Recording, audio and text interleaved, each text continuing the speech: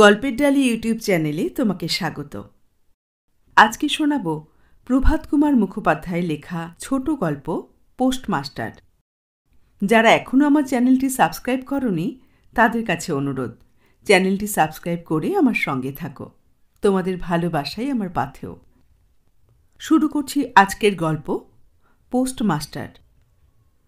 খড়ে ছাওয়া গ্রাম্য পোস্ট অফিসের ভেতরে নড়বড়ে টেবিলের সামনে হাত ভাঙা চেয়ারের উপর বেগুনে রঙের আলোয়ান গায়ে ওই যে যুবকটি বসিয়া কার্য করিতেছে, ওই এখানকার পোস্টমাস্টার বা ডাকবাবু বিমলচন্দ্র গঙ্গোপাধ্যায়।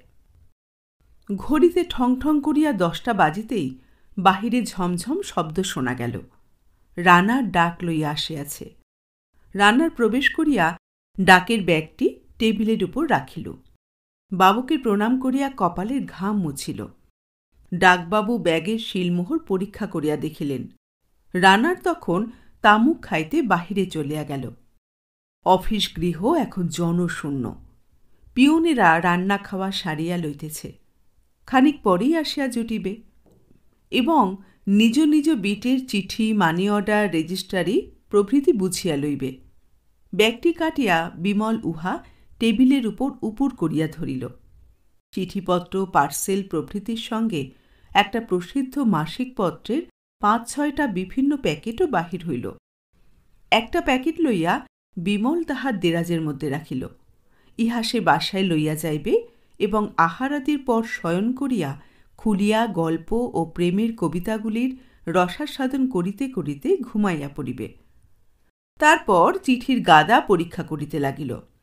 তাহার মধ্য হইতে 4-5খানি বাছিয়া লইয়া দেরাজের মধ্যে লুকাইল। এগুলি সমস্তই খামের চিঠি এবং পুরুষের হস্তাক্ষরে ত্রিলোকের নামে ঠিকানা লেখা। এগুলিও সে বাসায় লইয়া গিয়া জল দিয়া খুলিয়া পাঠ করিবে। শুধু প্রেমের গল্প কবিতা নয়, প্রেমের চিঠি পড়িতেও বিমল অত্যন্ত ভালোবাসে। এটা সে একটা নির্দোষ আমোদ বলিয়াই মনে করে, কারণ চিঠিগুলি সে নষ্ট করে না। আবার জুড়িয়া পরদিন ছাপমোহর লাগাইয়া বিলির জন্য দিয়া থাকে। 6 মাসের অধিক কাল বিমল এখানে আসিয়াছে। প্রত্যহই এইরূপ চিঠি অপহরণ করে। এটা তাহার একটা নেশার মতো দাঁড়াইয়া গিয়াছে। 10:30 বাজিল। পিয়নেরা একে একে আসিয়া টেবিলের উভয় পার্শ্বে বসিয়া গেল। বিমল তাহাদের বিভিন্ন গ্রামের পত্রাদি বন্টন করিয়া দিতে লাগিল। এই অবসরে আমরা এই মহাপুরুষের কিঞ্চিত পূর্ব পরিচয় দিয়া রাখা উচিত বিবেচনা করি। বিমলের নিবাস যশোহর জেলার কোনো এক গণ্ডগ্রামে। তথা একটি হাইস্কুল আছে। সেই স্কুলের উপরের ক্লাসগুলির প্রত্যেকটিতেই 2-3 বৎসর করিয়া কাটাইয়া বিমল যখন প্রবেশিকা পরীক্ষা দিতে উদ্যত হইল, তখন তাহার গোঁপদাড়ি বেশ পুষ্ট হইয়া উঠিয়াছে এবং বয়স হইয়াছে 22 বৎসর। গ্রামের লোকে সে সময় বলিয়াছিল, বিমল যেদিন পাশ হবে সেদিন পূবের সূর্যি পশ্চিম দিকে উঠবে। এইরূপ মন্তব্যের যথেষ্ট কারণও বিদ্যমান ছিল। গ্রামের যত বকাটে ছোকরাই ছিল বিমলের বন্ধু। শখের থিয়েটার দলের সেই ছিল প্রধান পাণ্ডা এবং গঞ্জিকা সেবন তো অনেক দিন হইতেই চলিতেছিল। ইদানিং থিয়েটারের রিহার্সালে যে বোতলও গোপনে আমদানি হইত, তাহারও বিশ্বাসজনক প্রমাণ আছে। কিন্তু যে ঘটনা অভাবনীয় তাহাই ঘটিয়া গেল। গেজেট বাহির হইলে দেখা গেল বিমল 3য় বিভাগে পাশ হইয়াছে, অথচ সূর্যদেব গ্রামের লোকের ভবিষ্যৎবাণীর কোনো খাতিরই করিলেন না। বিমল ছোকরাটি দেখিতে বেশ সুপুরুষ, কিন্তু তাহার মন্দ স্বভাবের জন্য আজিও বিবাহ হয় নাই। সংসারে তাহার মা ও জ্যাঠাইমা, একটি ছোট ভাই, একটি বিধবা ভগিনী এবং 2টি জ্যাঠতুতো ভাই বর্তমান। বড়টি স্থানীয় জমিদারি কাছারিতে সামান্য বেতনে সুমারনবিশের কর্ম করে। ছোট ভাই দুটি স্কুলে পড়ে। বিমলেরও এখন অর্থোপার্জন করা আবশ্যক হইয়া পড়িল। সামান্য যাহা জোতজমা আছে তাহাতে সংসার চলে না।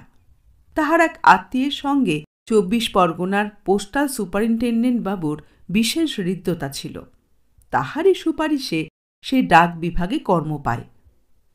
আলিপুরের হেড অফিসে বৎসরখানেক শিক্ষানবিশী ও একটিনি করিয়া আজ 6 মাস হইল সেই মহেশপুরে ডাকঘরের সাব পোস্টমাস্টার হইয়া আসিয়াছে।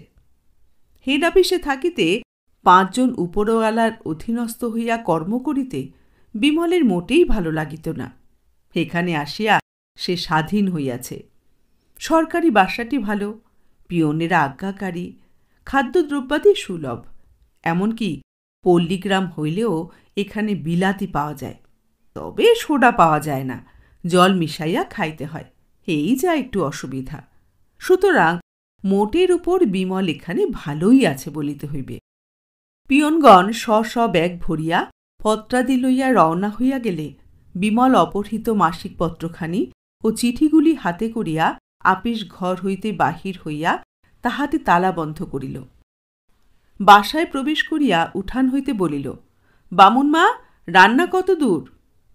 একজন বর্ষীয়সী ব্রাহ্মণ বিধবা রান্নাঘর হইতে বাহির হইয়া বলিলেন, রান্না আমার শেষ হয়েছে, তুমি চান করে এসো বাবা। ইহার বাড়ি এই পাড়াতেই, বড় গরিব, মাত্র 4টি টাকা বেতনে বিমলকে 2 বেলা রাঁধিয়া খাওয়াইয়া যান। বিমল নিজ ঘরে গিয়া চিঠিগুলি ও মাসিক পত্রখানি বালিশের নিচে গুঁজিয়া কোট প্রভৃতি খুলিয়া রাখিয়া একটা শিশি হইতে কিঞ্চিত তেল ঢালিয়া মাথায় দিয়া সাবান, গামছা ও বস্ত্র লইয়া নিকটস্থ পুষ্করিণীতে স্নান করিতে গেল। স্নান করিয়া আসিয়া ভিজা কাপড়খানি শুকাইতে দিয়া জামা পরিয়া আরশি, চিরুনি ও বুরুশ লইয়া পরিপাটি রূপে নিজকে সংস্কার করিল। তারপর রান্নাঘরের বারান্দায় বিছানো আসনখানির উপর বসিয়া ভোজনে প্রবৃত্ত হইল। বিমলকে খাওয়াইয়া বামুন মা যখন চলিয়া গেলেন তখন বেলা প্রায় 12টা।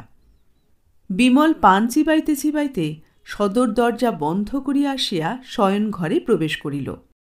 1 গেলাস জল ও একখানি ছুরি লইয়া শয্যা পার্শ্বস্থ ছোট টেবিলখানির উপর রাখিয়া বিছানায় বসিয়া বালিশের তলা হইতে মাসিক পত্র ও চিঠিগুলি বাহির করিল।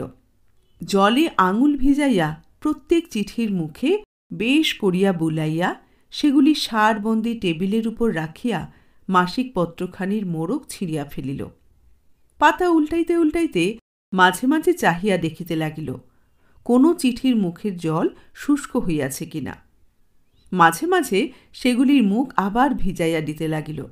যখন বুঝিল এইবার সময় হইয়াছে, তখন মাসিক পত্রখানি রাখিয়া ছুরির ফলা চিঠির মুখে ঢুকাইয়া উল্টো দিকে চাপ দিয়া একে একে চিঠিগুলি খুলিয়া ফেলিল। প্রথম চিঠিখানি বাহির করিয়া দেখিল তাহার সহিত একখানি 10 টাকার নোট। বিমল আপন মনে বলিয়া উঠিল, বাহ, আজ বউনি হল মন্দ নয়। নোটখানি বালিশের তলায় গুজিয়া রাখিয়া চিঠির ভাঁজ খুলিল। প্রাণেশ্বরী বলিয়া সম্বোধন। বিমল সাগ্রহে চিঠিখানি পড়িতে লাগিল। কলিকাতা প্রবাসী বিরোহী স্বামী স্ত্রীর বিরহ যন্ত্রণার অনেক বর্ণনা করিয়াছে। লিখিয়াছে, বড়দিনে ছুটিতে বাড়ি আসিয়া তাহার হৃদয়েশ্বরীকে হৃদয়ে ধরিয়া সকল জ্বালা নির্বাণ করিতে পারিবে, সেজন্য দিন গণনা করিতেছে। প্রথম মাসের মাহিনা পাইয়া খোকার দুধ খরচের জন্য 10টি টাকা পাঠাইতেছে। এই ব্যক্তির আরও কয়েকখানি পত্র ইতিপূর্বে বিমল পাঠ করিয়াছিল। সে জানিত লোকটি কলিকাতায় চাকরির জন্য উমেদারি করিতেছিল। এই পত্রখানি রাখিয়া বিমল দ্বিতীয় পত্রখানি খুলিল। পূজনীয়া পিসিমা। সম্বোধন দেখিয়া ধুত্তর বলিয়া সক্রোধে চিঠিখানি বিছানার উপর ফেলিয়া তৃতীয় পত্রখানি উন্মোচন করিল। এই লোকে চিঠিও মাঝে মাঝে বিমল পড়িয়াছে। তাহা হইতে ইহাদের পূর্ব কথা কিছু কিছু সে অবগত ছিল। মেয়েটির নাম চারুশীলা, সেই বিধবা, বোধ হয় বাল বিধবা। এই মহেশপুর গ্রামের দক্ষিণে রসুলপুরে তাহার বসতি। খুব সম্ভব ওই স্থানে তাহার শ্বশুরালয়। তাহার পিত্রালয় কলিকাতায়। কলিকাতা নিবাসী এই পত্রলেখকের সহিত তাহার প্রণয় সংগঠিত হয়।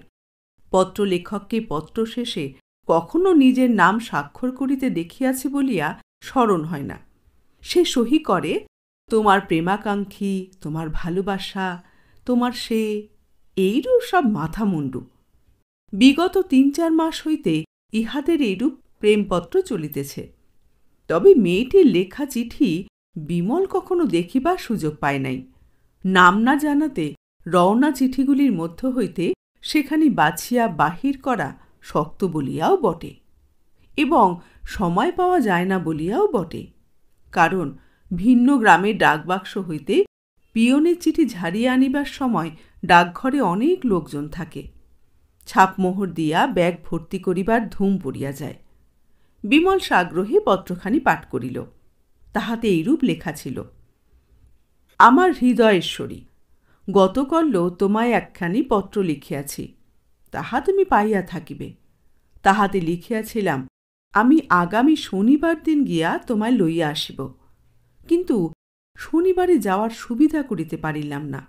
পরদিন অর্থাৎ রবিবার দিন আমি নিশ্চয়ই যাইব, তাহাতে কোনো সন্দেহ নাই। তুমি পূর্ব পরামর্শ মতো রাত্রি ঠিক 12টার সময় তোমাদের বাড়ির পশ্চিমে সেই শিব মন্দিরের সম্মুখে আসিয়া দাঁড়াইবে। আমি মন্দিরের পার্শ্বস্থ সেই বটবৃক্ষের ছায়ায় লুকাইয়া থাকিব, এবং তুমি আসামাত্র তোমাকে সঙ্গে করিয়া কলিকাতায় লইয়া আসিব। যানবাহনাদির কিরূপ বন্দোবস্ত করিয়া উঠিতে পারিব তাহা এখন বলিতে পারি না। হয়তো হাঁটিয়াই উভয় স্টেশনে গিয়া ট্রেনে উঠিব। বিদ্যাসাগর মহাশয়ের আইন অনুসারে আমাদের বিবাহের সমস্ত আয়োজন আমি করিয়া রাখিয়াছি। পুরোহিতও ঠিক হইয়াছে। সোমবার দিন আমি যথাশাস্ত্র তোমার পানি গ্রহণ করিব। এ সম্বন্ধে আমার উকিল ব্যারিস্টারগণের পরামর্শ লইয়াছি। তাহারা বলেন, যদি তোমার শ্বশুরকুলের কেহ এই লইয়া আমার ওপর মামলা মোকদ্দমা করিতে উদ্যত হয়, তবে তোমার বয়স 16 বৎসরের অধিক হইয়াছে এবং স্বেচ্ছায় আমার সঙ্গে আসিয়াছিলে, ইহা প্রমাণ করিতে পারিলেই কেহ আর আমাদের কেশাগ্র স্পর্শ করিতে পারিবে না। সেই জন্য আমি জন্মমৃত্যু রেজিস্ট্রারি অফিস হইতে তোমার জন্মদিনের সার্টিফিকেটের নকল পর্যন্ত আদায় করিয়া আনিয়াছি। সুতরাং সকল দিকেই আটঘাট বাধা রহিল। রবিবার সন্ধ্যা ট্রেনে আমি রওনা হইয়া স্টেশনে নামিয়া রাত্রি 10টার মধ্যেই তোমাদের গ্রামে প্রবেশ করিতে পারিব। ভগবানের নাম স্মরণ করিয়া গৃহের বাহির হইও। আশা করি তাহার আশীর্বাদে আমাদের মিলনের পথ হইতে সকল বাধা বিঘ্ন অপসারিত হইবে। অধিকার কি লিখিব? আমার শূন্য গৃহে আসিয়া তুমি লক্ষ্মীরূপে অবতীর্ণা হও। আমার শূন্য হৃদয়ে বসিয়া আমায় চিরসুখী করো। ইতি তোমার মন চোর। এই পত্রখানি পড়িয়া বিমল আপন মনে বলিয়া উঠিল, কি চমৎকার! এ যে রীতিমতো একটা নভেলি ব্যাপার। বাহ বাহ, ক্যা মজাদার, ক্যা তোফা! বাহ বাহ চারুশীলা, ব্রাভো! জিতা রহো বাবা। 3 চিয়ার্স ফর চারুশীলা। বেশ বেশ, বরের কাছে তুমি যাবে। God bless the happy pair. তোমাদের বিয়েতে আমায় নেমন্তন্ন করবে না বাবা? নুচি খেয়ে আসতাম। অতঃপর বিমল বাকি পত্র 2খানি পড়িয়া দেখিল। এই 2খানি মামলি স্বামীর মামলি প্রেমের চিঠি। তাহাতে প্রেমের চেয়ে ঘরকন্যার কথাই বেশি, কোনো বিশেষত্ব নাই। বিমল এই 6 মাসের মধ্যে বৈধ ও অবৈধ সহস্রাধিক প্রেমপত্র পড়িয়াছে। সে জানে বৈধ প্রেমের চিঠি অপেক্ষা অবৈধ প্রেমের চিঠিতেই মজা বেশি থাকে। পত্রগুলি আবার জুড়িয়া রাখিয়া বিমল মাসিক পত্রখানি পড়িতে আরম্ভ করিল। পড়িতে পড়িতে ক্রমে উহা তাহার হাত হইতে খসিয়া পড়িল। সে তখন পাশ ফিরিয়া পাশের বালিশে পা দিয়া আরামে ঘুমাইতে লাগিল। অপরাহ্নকালে বিভিন্ন গ্রাম হইতে পিয়নেরা ফিরিয়া আসিলে বিমল তাহাদের নিকট হইতে মনি অর্ডার, রেজিস্ট্রারি প্রভৃতির রসিদ বুঝিয়া লইয়া খাতাপত্র লিখিতে আরম্ভ করিল। কার্য শেষ হইলে ভৃত্যকে বলিল, ওরে যা দেখি হরেনশার দোকান থেকে 1 বোতল বিহাইব নিয়ে আয়। চাদরের ভেতরে বেশ করে নুকিয়ে আনবি, বুঝেছিস? আর করিমদ্দিকে আমার কাছে ডেকে দিয়ে যাস।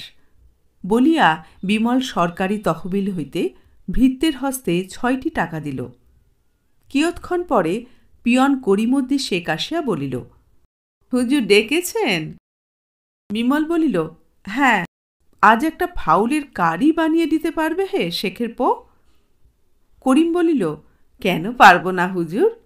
আচ্ছা, এই টাকা নাও, বেশ মোটা তাজা দেখে একটা মুরগি কিনে এনো। বেশ করে লঙ্কা বাটা দিও, আমরা বাঙাল মানুষ, ঝালটা একটু বেশি খাই। বলিয়া বিমল ক্যাশ হইতে তাহাকেও একটি টাকা দিল। কাজকর্ম শেষ হইলে ক্যাশ হইতে আর 3টি টাকা লইয়া দ্বিপ্রহরে লব্ধ সেই 10 টাকার নোটখানি ক্যাশে রাখিয়া ক্যাশ পূরণ করিল। ক্যাশ মিলাইয়া তাহা লোহার সিন্ধুকে বন্ধ করিয়া আপিস ঘরে চাবি দিয়া বিমল বাসায় গেল। তখন সন্ধ্যা হইয়া গিয়াছে। বামুন মাকে দেখিয়া বলিল, মা, আজ শরীরটা কেমন ম্যাজ ম্যাজ করছে।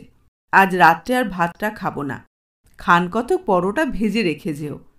তরকারি ফরকারি বেশি কিছু দরকার নেই, খান কতক আলু ভাজা হলেই চলবে। বলিয়া সে মুখ হাত ধুইতে চলিয়া গেল।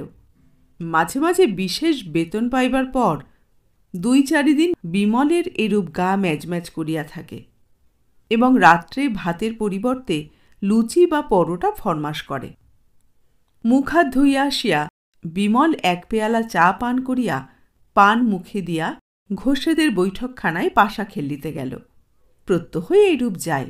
রাত্রি 8টা বাজিতেই বামুন মা পরোটা ও আলু ভাজা বিমলের শয়নঘরে ঢাকিয়া রাখিয়া বাড়ি চলিয়া গেল। অর্ধঘণ্টা পরে বিমল বাসায় আসিয়া রামচরণ ভৃত্যকে জিজ্ঞাসা করিল, করিমদি এসেছিল? রামচরণ বলিল, আগে হ্যাঁ, ওই রেখে গিয়েছে। বিমল দেখিল একটি এনামেলের বড় বাটিতে তাহার আকাঙ্ক্ষিত ফাউল কারি ঢাকা রহিয়াছে। বিমল তখন ভৃত্যকে রাত্রের মতো বিদায় দিয়া সদর দরজা বন্ধ করিয়া শয়নঘরে আসিয়া প্রবেশ করিল। দেওয়ালে একটি ল্যাম্প জ্বলিতেছিল। তাহার আলো বাড়াইয়া দিয়া যথাস্থান হইতে বোতল, গ্লাস এবং কাক স্ক্রু বাহির করিয়া শয্যা পার্শ্বস্থ টেবিলের উপর রাখিল। জুতা মোজা ত্যাগ করিয়া বিছানার ধারে বসিয়া বোতলটি খুলিয়া ফেলিল। 1 গ্লাস পান করিয়া বেহালাটি পারিয়া তাহাতে ছড়ি দিতে লাগিল। একটা গদ বাজাইয়া আর 1 গ্লাস পান করিয়া বেহালা যথাস্থানে রাখিয়া ভাবিল, সেই মজার চিঠিখানা আর একবার পড়িতে হইবে। দেওয়াল আলমারি খুলিয়া চিঠিগুলি বাহির করিয়া চারুশিলার খানি বাছিয়া লইয়া বলিল, এহ, জুড়ে ফেলেছি যে দেখছি, কুছ পরোয়া নেই, ফের বলব। বলিয়া টলিতে টলিতে বিছানায় আসিয়া বসিল। চিঠিখানিকে সামনে ধরিয়া বলিল, কি চাঁদ, জল খাবে না ব্র্যান্ডি? বলিয়া গেলাসে খানিক ব্র্যান্ডি ঢালিয়া আঙুলে একটু লইয়া চিঠির মুখ ভিজাইয়া বলিল, যা বেটা, তোর চিঠি জন্ম সার্থক হয়ে গেল। পরে ব্র্যান্ডিটুকু পান করিতে করিতে চিঠিখানি খুলিতে চেষ্টা করিতেই উহার মুখ ছিঁড়িয়া গেল। চিঠিখানি ঊর্ধ্বে তুলিয়া ধরিয়া বলিল, ছিঁড়ে গেলি? কাল বিলি হবি কি করে রে শালা? বলিয়া খাম হইতে চিঠি বাহির করিয়া খামখানা ছিঁড়িয়া মেঝের উপর ফেলিয়া বলিল, যার নামে যাও। চিঠি খুলিয়া পড়িল, আমার হৃদয়েশ্বরী। চিঠি রাখিয়া নিজ বক্ষে হাত দিয়া চক্ষু মুদিয়া অভিনেতার ভঙ্গিতে বলিতে লাগিল, হৃদয়েশ্বরী, হৃদয় জ্বলে গেল, পুড়ে গেল, খাক হয়ে গেল, আর একটু খাই। বলিয়া চক্ষু খুলিয়া গেলাসের বাকিটুকু পান করিয়া পত্রখানি কুড়াইয়া লইয়া আবার পড়িতে আরম্ভ করিল। কিন্তু জিহ্বা তখন তাহার জড়াইয়া আসিয়াছে। তাছাড়া নেশা হইলে সে আর স উচ্চারণ করিতে পারিত না, স্বস্থানে ছ বলিত। একটি একটি কথায় জোর দিয়া পড়িতে লাগিল। কিন্তু শনিবারে যাওয়ার সুবিধা করিতে পারিলাম না। পরদিন অর্থাৎ রবিবারে আমি নিশ্চয় যাইব, তাতে কোনো সন্দেহ নাই। তুমি পূর্ব পরামর্শ মতো রাত্রি ঠিক 12টার সময় তোমাদের বাড়ির পশ্চিমে সেই শিব মন্দিরের সম্মুখে আসিয়া দাঁড়াইবে। চিঠি রাখিয়া আর কিঞ্চিত পান করিয়া গম্ভীর মুখে কি ভাবিতে লাগিল। অর্ধমুদ্রিত নেত্রে মাথাটি নাড়িতে নাড়িতে বলিতে লাগিল, এ চিঠি তো তুমি পাবে না মনি, খামখানায় তো ছিঁড়ে ফেলেছি। আগেকার চিঠি মতো তুমি শনিবারে রাত 12টায় এসে শিব মন্দিরের কাছে দাঁড়াবে তো? তার আচাপথ চেয়ে দাঁড়িয়ে দাঁড়িয়ে অবশেষে ক্লান্ত হয়ে বসে পড়বে, বসে বসে ক্রমে ছুঁয়ে পড়বে, কিন্তু সে তো হায় আসবে না। অলরাইট, আমি যাব। আমি গিয়ে তোমায় বলবো, উঠো উঠো এ সুন্দরী, তব পদস্পর্শ যোগ্য নহে ধরণী, তুমি কেন ধুলায় পতিত? তুমি চলো, আমার সঙ্গে চলো, চলো ছকি, তুমি আমার হৃদয়চ্ছরি হবে। হৃদয়চ্ছরি না ছুরি? হৃদয়চ্ছুরি হয়েও না দোহাই বাবা, হাত দোহাই তোমার। বলিয়া চক্ষু খুলিয়া আপন রসিকতায় মুগ্ধ হইয়া একটু হাসিল। গ্লাসের বাকিটুকু পান করিয়া ফেলিয়া আবার চিঠিখানি লইয়া পড়িতে বসিল। পড়িল, আমার শূন্য গৃহে আছিয়া তুমি লক্ষ্মীরূপে অবতীর্ণা হও, আমার শূন্য হৃদয় বচিয়া আমায় চিরছুকি করো, ভগবানের নাম স্মরণ করিয়া গৃহের বাহির হইও, আশা করি তাহার আশীর্বাদে আমাদের মিলনের পথ হইতে সকল বাধাবিঘ্ন অপসারিত হইবে।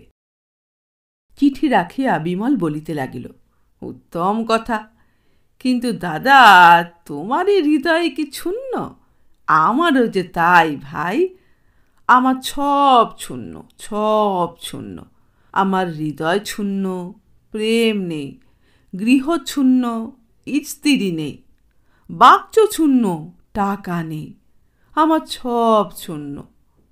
মহাব্বোম বোম ভোলানাথ, শনিবার রাত 12টায় আমি যাব। তোমার মন্দিরের কাছে বটগাছের নিচে আমি নুকিয়ে থাকব। চারুছিলাকে নিয়েছে আমার শূন্য গৃহ, শূন্য হৃদয় পূর্ণ করব। তুমি হচ্ছ বিঘ্ন বিনাশনের বাপ, তাকে সাবধান করে দিও। যদি কোনো বাধা বিঘ্ন ঘটে, তোমার জ্যেষ্ঠ পুত্রকে এর জন্য রেসপন্সিবল হতে হবে।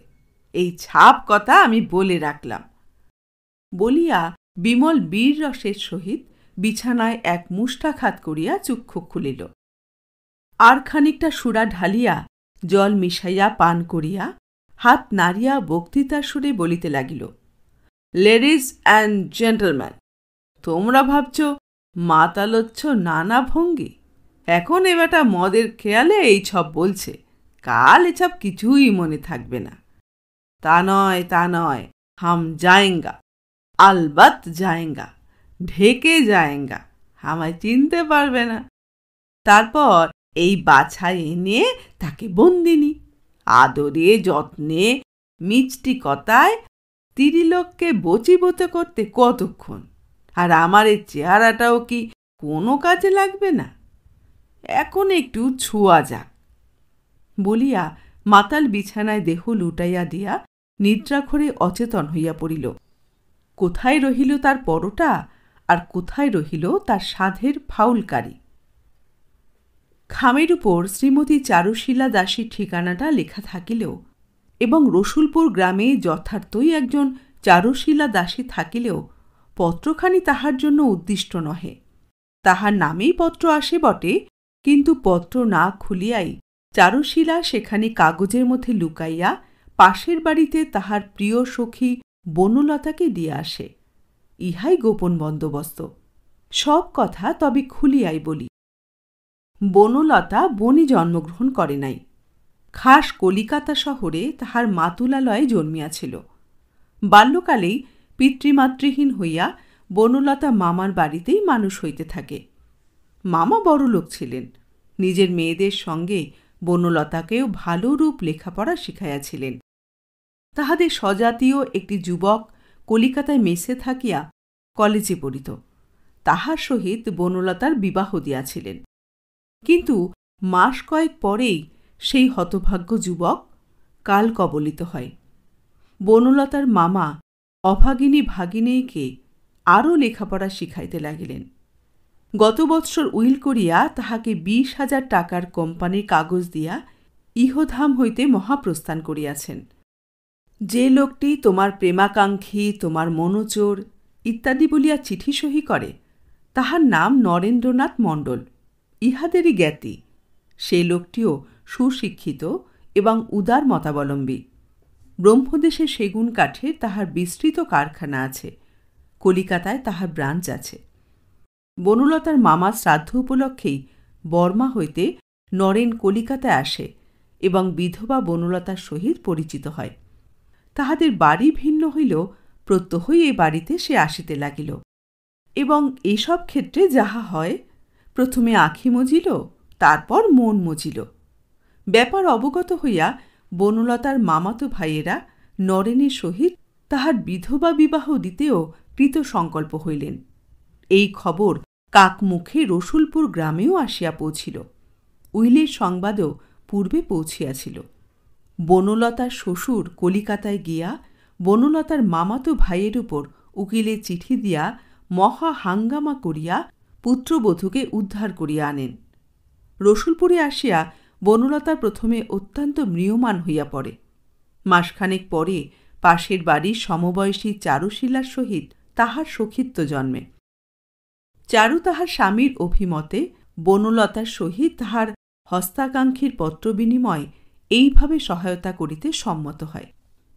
অপহৃত পত্রখানিতে লেখা ছিল, গতকল্য তোমায় পত্র লিখিয়াছি যে শনিবার রাত্রে গিয়া তোমায় লইয়া আসিব।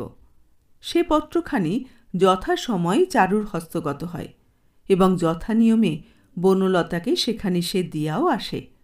অন্যান্য পত্র বনলতা পড়িয়া ছিঁড়িয়া ফেলিত, কিন্তু এই পত্রখানিতে সময়, তারিখ ইত্যাদি লেখা ছিল বলিয়া বাক্সে লুকাইয়া রাখে। বনলতার শাশুড়ি তাহাকে অত্যন্ত সন্দেহে চক্ষেই দেখিয়া থাকেন। তাহার অনুপস্থিতিতে মাঝে মাঝে তিনি তাহার বাক্স পেট্রা গোপনে খানা তল্লাশিও করিয়াছেন, কিন্তু এই পর্যন্ত দোষজনক কিছুই পান নাই। এই পত্রখানি পৌঁছিবার পরদিন দ্বিপ্রহরে বনলতা চারুশীলাদের বাড়ি গিয়াছিল। সেই সুযোগে তাহার শাশুড়ি অন্য চাবি দিয়া তাহার বাক্স খুলিয়া পত্রখানি পাঠ করেন এবং স্বামীকে দেখান। স্বামী বলেন, আচ্ছা, আসুক না পাজি, তাকে উচিত মতো শিক্ষা দেওয়া যাবে। শনিবার দিন বনলতার শ্বশুর তাহার 2 জন বন্ধুকে রাত্রে আহারের জন্য নিমন্ত্রণ করেন। শাশুড়ি নানা অছিলায় রান্নাবান্নায় বিলম্ব করিলেন। অতিথিদ্বয়ের আহার যখন শেষ হইল, রাত্রি তখন 11টা। অন্যদিন রাত্রি 10টা না বাজিতেই বাড়ির সকলে ঘুমাইয়া পড়ে। আজ বনলতা ছটপট করিতেছে, কিন্তু বাড়ির সকলে জাগিয়া। শাশুড়ি ননদেরা তাহাকে চোখে চোখে রাখিয়াছেন। ওদিকে বৈঠকখানা হইতে 12টার কিঞ্চিত পূর্বে বনলতার শ্বশুর তাহার বন্ধুদ্বয় সহ লাঠি ও দড়ি সঙ্গে লইয়া শিব মন্দিরের পশ্চাতে গিয়া লুকাইয়া রহিলেন। কিছুক্ষণ পরেই ওভারকোট গায়ে, মাথায় মুখে কমটা জড়ানো বিমল ধীরে ধীরে আসিয়া বটবৃক্ষের অন্ধকার ছায়ায় দাঁড়াইল। ক্ষণপরেই 3 জন লোক আসিয়া তাহার মাথায়, পার্শ্বে, বুকে, পদদ্বয়ে লাঠি, কিল, চর, ঘুষি ও লাথি মারিতে মারিতে তাহাকে মাটিতে পাড়িয়া ফেলিল। প্রহারের চোটে তৎপূর্বেই বিমল সংজ্ঞাহীন হইয়াছিল। লোক 3 জন তখন অচেতন বিমলের হস্ত পদ উত্তম রূপে রজ্জুবদ্ধ করিল। এক ব্যক্তি কহিল, বেটা বেঁচে আছে তো, না মরেছে? অপর ব্যক্তি তাহার নাকে হাত দিয়া বলিল, না, নিঃশ্বাস বেশ পড়ছে। প্রথম ব্যক্তি বলিল, এখন একে কি করা যায় বলো দেখি, এইখানে কি পড়ে থাকবে? না না, আমাদের বাড়ির কাছে কেন, শেষকালে কি কোনো পুলিশ হাঙ্গামায় পড়ব? তবে চলো, বেটাকে নিয়ে খানিক দূরে কোথাও ফেলে রেখে আসা যাক। দেশলাইটে জ্বালো তো, লোকটা কে দেখি। এক ব্যক্তি দেশলাই জ্বালিল। 3 জনেই তখন বলিয়া উঠিল, এ কি, এ যে মহেশপুরের পোস্টমাস্টার। দেশলাই পুড়িয়া গেল। আবার যেমন অন্ধকার তেমনি অন্ধকার। তখন 3 জনে ফিসফিস করিয়া পরামর্শ চলিতে লাগিল, এই বেটাই বা এখানে এলো কেন? যে বেটার আসবার কথা সেই বা এলো না কেন? সে যা হোক তা হোক, এখন চলো একে মহেশপুরে পোস্ট অফিসের বারান্দায় শুইয়ে দিয়ে আসা যাক। তিনজনে তখন বিমলের অচেতন দেহ বহন করিয়া লইয়া চলিল। পল্লীগ্রামের পথ, রাত্রি দ্বিপ্রহর, রাস্তায় আলো নাই, জনমানবের সঞ্চার নাই। শীতে খোলা বারান্দায় পড়িয়া থাকিয়া ঘণ্টা ২ পরেই বিমলে জ্ঞান ফিরিয়া আসিল। সে সেই আবদ্ধ অবস্থায় পড়িয়া পড়িয়া নানারূপ উপায় ফন্দি চিন্তা করিতে লাগিল। ক্রমে ভোর হইল। একজন পিয়নকে সেই দিকে আসিতে দেখিয়া বিমল ক্ষীণ কণ্ঠে তাহাকে ডাকিল। পিয়ন আসিয়া বলিল, বাবু, ব্যাপার কি? বিমল চি করিয়া বলিল, ডাকাতি রে, ডাকাতি, আগে আমার প্রাণটা বাঁচা। সে ব্যক্তি ছুটিয়া গিয়া অন্যান্য পিয়নকে ডাকিয়া আনিল। সকলে মিলিয়া বিমলের বন্ধন রজ্জু খুলিয়া দিল। বিমল বলিল, আমার বুক পকেট থেকে চাবি নে, ডাকঘর খোল, খুলে মেঝের উপর আমায় শুইয়ে দিয়ে থানায় খবর দিকে যা। পিয়নেরা তাহাই করিল। বিমল কাতরাইতে কাতরাইতে বলিল, সব পিয়ন যা, দারোগা প্রথমে তোদেরই জবানবন্দি নেবে কি না? তাহারা জিজ্ঞাসা করিল, কি বলবো হুজুর? যা জানিস, যা দেখেছিস, সবই বলবি। পিয়নগণ যখন চলিয়া গেল তখন বেশ ফর্সা হইয়াছে। বিমল টলিতে টলিতে উঠিয়া সরকারি লোহার সিন্দুক খুলিল। তাহার মধ্যে নোটে টাকায় ৫৪২ ছিল। সেগুলি সমস্ত বাহির করিয়া রুমালে বাঁধিয়া বাসায় গিয়া নিজ ট্রাঙ্কে লুকাইয়া রাখিয়া ডাকঘরের মেঝেতে পূর্ববৎ শুইয়া রহিল। ২ দিন পরে কলিকাতার কাগজে কাগজে ছাপা হইল, ভীষণ ডাকাতি, পোস্ট অফিস লুট। বিগত শনিবার রাত্রে ২৪ পরগনার অন্তর্গত মহেশপুর গ্রামের পোস্ট অফিসে একটি ভয়ানক ডাকাতি হইয়া গিয়াছে। পোস্টমাস্টার বিমলচন্দ্র গঙ্গোপাধ্যায় রাত্রি ১১টার সময় ডাকঘরে বসিয়া হিসাব মিলাইতেছিলেন। পিয়নেরা তৎপূর্বেই চলিয়া গিয়াছিল। সেখানে আর কেহ ছিল না। ৫-৬ জন যুবক হঠাৎ ডাকঘরের মধ্যে প্রবেশ করিয়া রিভলভার বাহির করিয়া বলে, খবরদার, চিৎকার করিও না, গুলি করিব। লোহার সিন্দুকের চাবি দাও। ইহাতে পোস্টমাস্টার বলেন, তা কখনোই দিব না, প্রাণ দিব, তবু সরকারের টাকা দিব না। একজন যুবক তৎক্ষণাৎ পিস্তলে বাঁট দিয়া বিমলবাবুর মস্তকে সজোরে প্রহার করে। অপর যুবকগণ তাহাকে জাপটাইয়া ধরিয়া মাটিতে ফেলিয়া তাহার বুকে বসিয়া মুখে কাপড় গুঁজিয়া মুখ বাঁধিয়া ফেলে। তারপর হস্তপদাদি রজ্জু দ্বারা দৃঢ়রূপে বদ্ধ করিয়া চাবি খুঁজিতে থাকে। চাবি পাইয়া লোহার সিন্দুক খুলিয়া পূর্বদিনের ক্যাশ ৫৪২ লইয়া সিন্দুক বন্ধ করণান্তর পোস্টমাস্টারকে বাহিরের বারান্দায় শোয়াইয়া দেয়। অফিস ঘরে তালাবন্ধ করিয়া চাবির গোছা পোস্টমাস্টারের পকেটেই ভরিয়া দিয়া তাহারা পলায়ন করে। প্রকাশ ডাকাতগণের মুখে কালো মুখোশ, গায়ে কালো কোট, পায়ে বুট জুতা ছিল এবং তাহারা পরস্পরের মধ্যে কথাবার্তায় মাঝে মাঝে ইংরাজি শব্দ ব্যবহার করিতেছিল।